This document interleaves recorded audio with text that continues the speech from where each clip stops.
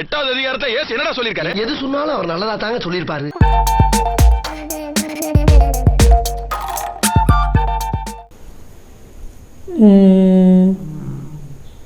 என்ன செய்யலாம்?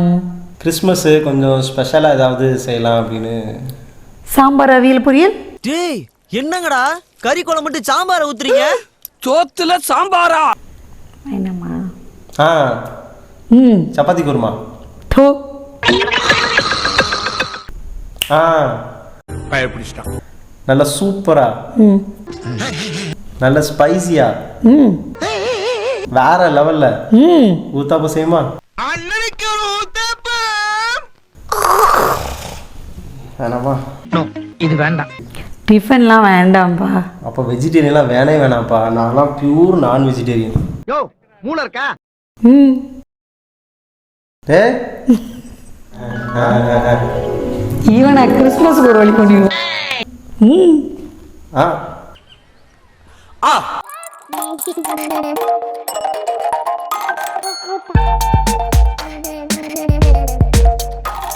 அப்ப கறி குழம்பு.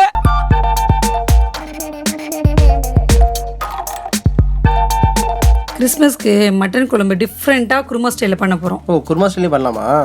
சூப்பராக பண்ணலாம். ஓகே, மட்டன் 1.5 கிலோ வாங்கிட்டு வந்துட்டேன். ஆமாம், அடுப்பில் குக்கர் வச்சுட்டு நல்லெண்ணெய் விட்டுக்கணும். இது தேவையான அளவு. ஒரு 2 ஸ்பூன். ஓகே.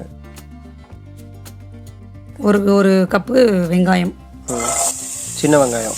ஆமாம், குட்டி வெங்காயம். ஓகே, தோலை உரிச்சு நல்லா வதக்கிக்கணும். எந்த கண்டிஷன் வரைக்கும் வதக்கணும்? ஒரு 5 மினிட்ஸ் வதக்கினா போகிறோம். எப்படி போது பாருங்க அது.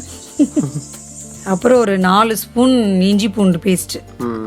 சரியா? இது நம்ம வீட்டிலே அரைச்சது. ஆமாம் ஆமாம், நல்லா வதக்கிக்கணும் வெங்காயத்தோட சேர்த்து.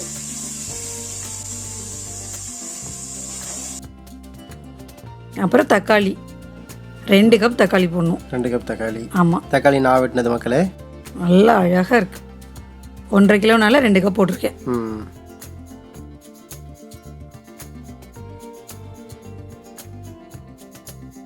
அப்புறம் உப்பு போட்டாச்சு. உப்பு வழக்கம் போல் தேவையான அளவு. ஆமாம், போட்டு அதையும் நல்லா கிளறி விடணும். ஆமாம். சரி, நான் கொஞ்ச நேரம் கிளறி விட்றேன். கழுவி வச்சுருந்த மட்டனை அந்த கலவையில் போட்டு நல்லா மிக்ஸ் பண்ணிக்கணும். அந்த தக்காளி, வெங்காயம், இஞ்சி பூண்டு எல்லாம் மட்டனில் படுற மாதிரி நல்லா மிக்ஸ் பண்ணிக்கணும். ஓகே.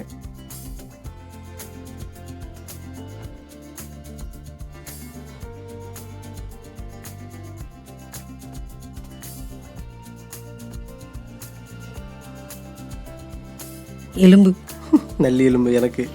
அந்த இஞ்சி பூண்டுலாம் இருந்தில்ல, அதெல்லாம் அலசி ஊற்றியாச்சு.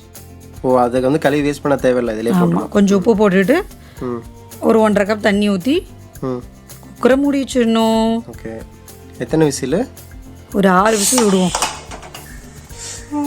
என்னெல்லாம் பண்ணிட்டு இருக்க? இப்போவே மட்டன் குழம்பு ஒன்று குறந்துட்டான், பேய் பிடிச்ச மாதிரி.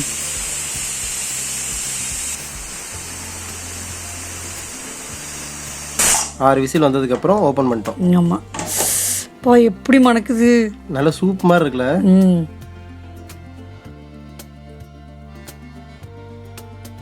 சூப்பு எப்பவுமே குடிக்கலாம் போல இருக்கு.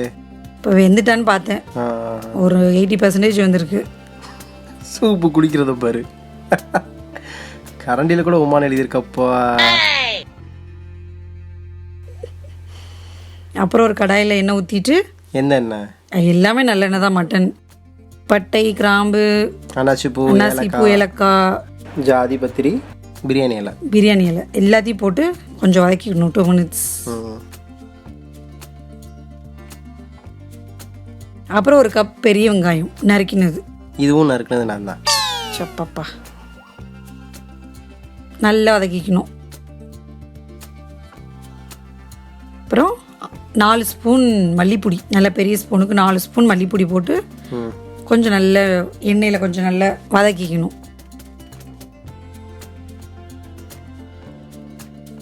ஓகே, எண்ணெயெல்லாம் உறிஞ்சிருச்சுல? ஆமாம், பொடி போட ஆரம்பிச்சு. அப்புறம் உப்பு போட்டுக்கிட்டேன். ஒரு 5 மினிட்ஸ் நல்ல எண்ணெயில் போட்டு வதக்கிக்கணும், பொடி பச்சை வாசனை போகிற வரைக்கும். அந்த மசாலா எல்லாமே உள்ளே இறங்கணும்ல. ஆமாம். இதையும் தனியாக எடுத்து போடுறீங்க? அந்த சூப்போட மிக்ஸ் பண்ணிட்டா எண்ணெயில் வதக்க முடியாது, தண்ணியோட சேர்த்து. ஓகே. ஸோ அந்த கறியில் வந்து மசாலா பிடிக்கிறதுக்கு ஃபஸ்ட்டு கறியை மட்டும் எடுத்து போட்டுக்கிறோம். ஆமாம், தண்ணி இருந்தால் கிண்ட முடியாது. இந்த சூப்பே தனியாக குடிச்சிடலாமாப்பா? அந்த சூப் இருந்தால் தான் குழம்புக்கே ருசி. ஓ, அந்த மட்டன் உள்ள சுவை எல்லாமே இதில் இறங்கியிருக்கோம். ஆமாம், அதை எடுத்துட்டோன்னா ருசி கம்மியாயிடும். ஒன்றையுமே காணாம பாரு. உள்ள ஒன்றுமே இல்லைப்போ, எல்லாமே குக்கர் விசில் எல்லாம் வெளியில் வந்துடுச்சு. டேஸ்ட்டாக இருக்கும். இப்போ அந்த குக்கரில் அவிச்ச தண்ணி இருக்குல்ல, அதை அப்படியே இதில் மிக்ஸ் பண்ணிக்கிறோம்.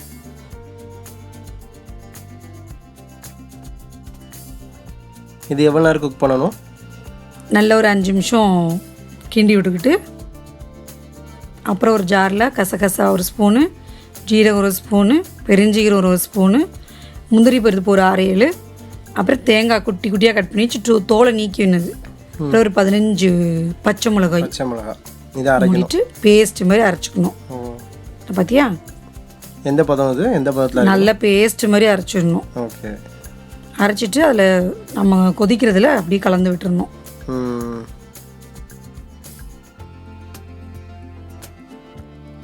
நல்ல ஒரு 5 நிமிஷம் நல்லா மிக்ஸ் பண்ணிக்கணும். என்னப்பா அது தேங்காய் சட்னி குழம்பு கலந்த மாதிரி இருக்கு? அதான் டிஃப்ரெண்ட் ஸ்டைல். சூப்பராக இருக்கும். இது நம்ம வத்தல் போடல, இது வத்தப்பொடி இல்லாத டைப், இது குருமா டைப். ஓ, பச்சை மிளகா தான் உரப்பு இதில்? ஆமாம், ஒன்லி பச்சை மிளகா காரம். ஓகே. பிரியாணி மசாலா ஒரு ஸ்பூன் போட்டிருக்கேன், நம்ம வீட்டில் அரைச்சது. ஓ. அப்புறம் மல்லி இலை நல்லா போட்டு மிக்ஸ் பண்ணிக்கணும். அப்படி மலை சாரல் போல். ஆமாம், உப்பெல்லாம் பார்த்துக்கணும். அதுக்கப்புறம் 2 விசில் குக்கரில் வச்சுட்டு எடுத்துடணும். குக்கரில் ஒரு விசில் தான் கிண்டுவோம். ஐயோ. அப்புறம் ஃபைனலாக எண்ணெய் ஊற்றி, நல்லெண்ணெய் ஊற்றி, கடுகு, கருவேப்பிலை. கையில் தெரிக்குதுப்பா, கேமரா பிடிச்சது குத்தமா, கையிலெல்லாம் தெரிக்குது. தாளிச்சு ஊற்றியாச்சு.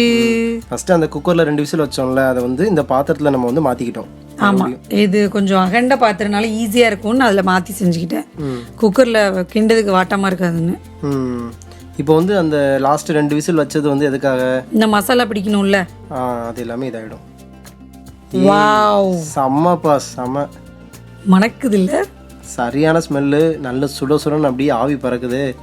இது அப்படி இப்போ வந்து எனக்கு இந்த சோறை விட இட்லி இடியாப்பத்துக்கு வச்சு சாப்பிடணும் போல ஒரு ஃபீல் வருது. இட்லிக்கு இடியாப்போக்கு ரொம்ப சூப்பராக இருக்கும் இந்த டிஷ், மட்டன் குருமா குழம்பு. ஓகே. மட்டன் நல்லா வந்துருச்சு இல்லை?